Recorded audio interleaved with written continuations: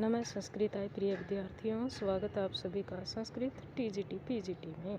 आज हम वेदों के विषय में जानेंगे। हम एक सीरीज शुरू करेंगे जिसमें हम जो है ओरिजिनल पुस्तकों से ही स्टडी करेंगे। क्या है कि इनमें जो है पूरा का पूरा वायवा दिया रहता है, और अगर हम पूरा का पूरा अच्छे से कवर कर लेते हैं तो कोई भी क्वेश्चन हमारा छूटने की कोई गुंजाइश नहीं रहती है। तो हम ऐसे ही ओरिजिनल बुक्स से जो है पढ़ाई करेंगे। आप ध्यान से देख लीजिए, या आप नोट्स बनाना चाहे तो वो भी बना लीजिए।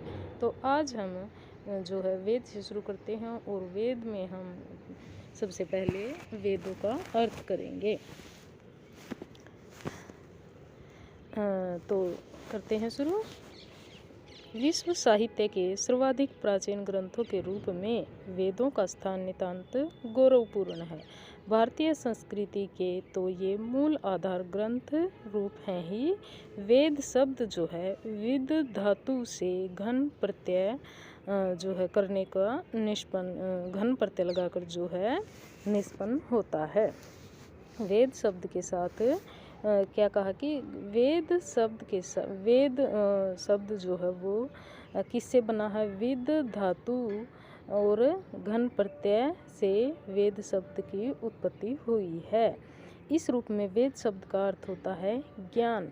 वेद के द्वारा ही जो है मनुष्य परमात्मा, आत्मा और संसार के स्वरूप को जानने में समर्थ होता है। ज्ञान राशि के द्वारा ही क्या कहा गया है कि ज्ञान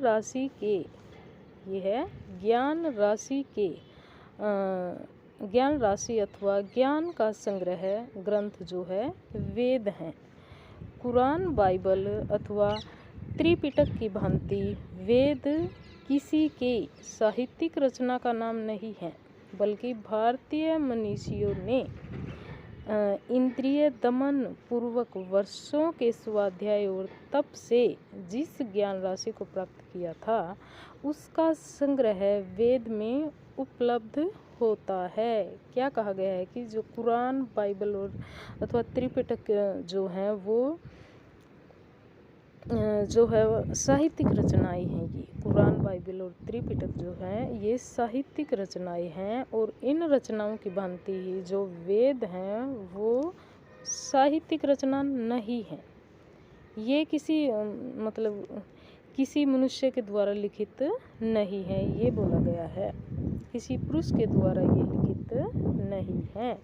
कहा गया है कि ये भारतीय मनीषियों ने इंद्रिय दमन पूर्वक की जो मनीषी लोग थे, जो महान लोग थे, उन्होंने जो तपस्वी थे, उन्होंने अनेक वर्षों के स्वाध्याय और तप से जिस ज्ञान राशि को प्राप्त किया था उनका जो है संग्रह ही उसका संग्रह जो वेद में है वो उपलब्ध होता है। आगे देखते हैं। वेद जो है क्या कहा गया है कि वेद स्वयं ज्ञान रूप भी है और ज्ञान प्राप्ति के अपूर्व साधन रूप भी। कि वेद जो है ज्ञान रूप भी है, वेदों से ज्ञान भी प्राप्त होता है, और जो है ज्ञान प्राप्ति के लिए ये साधन भी हैं। इनके द्वारा ज्ञान की प्राप्ति होती है। मनुष्य जीवन में उचित और अनुचित का विवेक प्रदर्शित करने वाला भी वेद है। कि क्या उचित है और क्या अनुचित है, इसका विवेक भी मनुष्य को प्राप्त होता है वेदों के द्वारा। सायण ने वेद शब्द की यही व्याख्या प्रस्तुत की है। कौन सी व्याख्या प्रस्तुत की है? कि मनुष्य जीवन में उचित और अनुचित का विवेक प्रदर्शित करने वाला वेद ही है। जो ग्रंथ इष्ट प्राप्ति तथा अनिष्ट परिहार का अलौकिक उपाय बतलाता है वही वेद है। क्या है वेद? वेद ग्रंथ जो वो इष्ट प्राप्ति और अनिष्ट को दूर करने वाला और इष्ट की प्राप्ति करने का जो उपाय है, वो अलौकिक उपाय है, वो वेद है।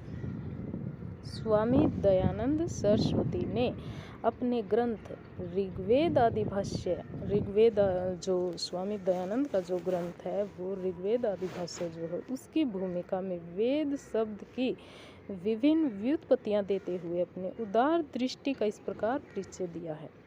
क्या कहा उन्होंने कहा है कि विदन्ति जानन्ति विदन्ते भवन्ति विन्दन्ति लभन्ते विन्दन्ति विचारयन्ति सर्वे मनुष्या सत्य विद्याम येषु वा तथा विद्वांसश्च भवन्ति ते वेदा। उन्होंने इस प्रकार से परिचय दिया है। डॉक्टर राम मूर्ति शर्मा के विचार से अद्भुत प्रतिभा संपन्न ऋषियों द्वारा साक्षात्कृत ज्ञान राशि का नाम ही वेद है। इस प्रकार वेद शब्द का साधारण अर्थ तो ज्ञान है। का ज्ञान है पहले कि वेद शब्द का जो अर्थ है वो ज्ञान है, जो साधारण अर्थ है वो ज्ञान है, किंतु वैदिक अध्ययन के संदर्भ में वेद शब्द का अभिप्राय ऋषियों द्वारा अनुभूत ज्ञान से है, जो ऋषियों ने जो ज्ञान प्राप्त किया था उससे है। आगे चलते हैं।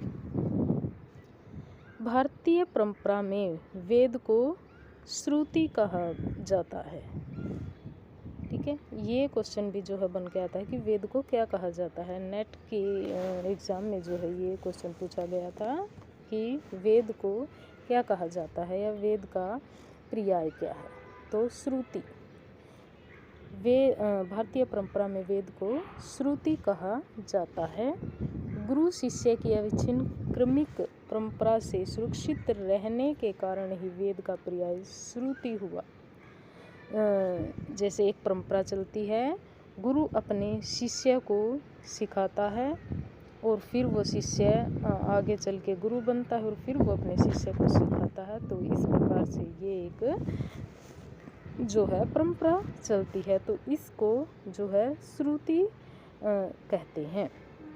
मंत्र दृष्टा ऋषियों ने अपने शिष्य समूह को वेद मंत्र सुनाए, आ गया वही, और शिष्य समुदाय ने गुरु के श्रीमुख से सुनकर ही उन मंत्रों को कंठस्थ किया।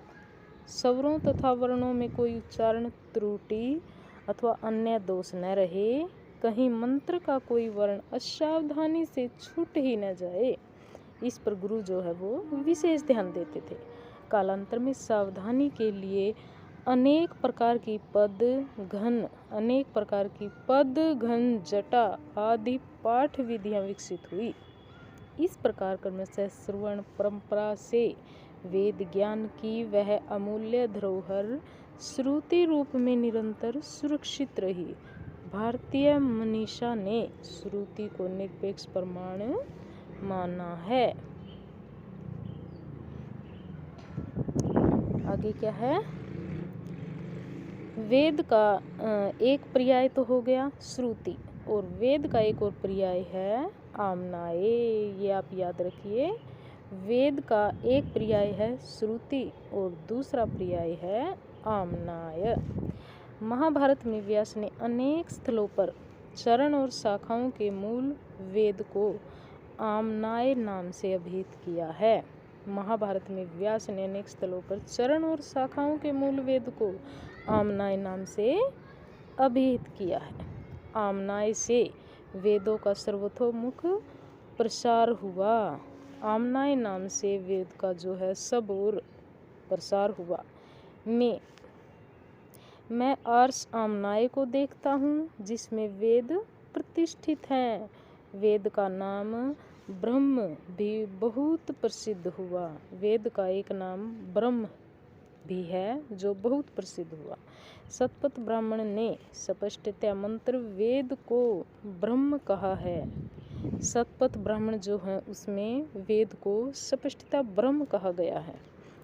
तैत्तिरीय आरण्यक में ऐसा प्रसंग आया है कि तपस्या करने वाले ऋषियों के समीप ब्रह्म वेद स्वयं उपस्थित हो गया, कि जिन ऋषियों ने जो तपस्या की उनके समीप स्वयं ही वेद उपस्थित हो गया, उनको स्वयं ही उनका ज्ञान हो गया।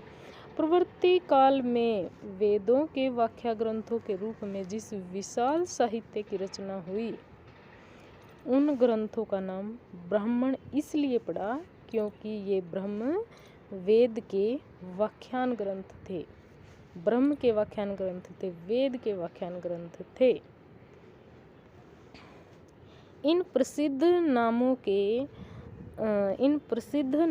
के अतिरिक्त मनन करने के कारण मंत्र निगमन, अर्थबोधकता, सार्थकता के कारण निगम तथा छादन के कारण छंद आदि भी वेद के पर्याय शब्द लोगों में प्रचलित हुए। मंत्र निगमन तथा छादन के कारण छंद आदि भी वेद के पर्याय शब्द लोगों में प्रचलित हुए। तो इसमें आपने देखा कि वेद के कितने पर्याय हो गए। सबसे पहले हमने देखा श्रुति, फिर हमने देखा आमनाय, दो हो गए। फिर ब्रह्म जो है, वेदों का नाम ब्रह्म भी पड़ा। किस में बताया गया? शतपथ ब्राह्मण में वेदों का नाम ब्रह्म भी है। शतपथ ब्राह्मण में वेद को ब्रह्म भी कहा गया है। और चौथा नाम जो है वो है छंद। तो इसमें हमने वेद के अर्थ में पढ़ा कि वेदों के 4 पर्याय हो। कौन से? श्रुति, आमनाय, ब्रह्म और छंद। तो जो आपको अगर वीडियो पसंद आई हो तो ज़रूर लाइक कीजिए और शेयर कीजिए और चैनल को सब्सक्राइब कीजिए। आगे हम वेद के महत्व को पढ़ेंगे अगली वीडियो में। तो नमस्ते, संस्कृताय।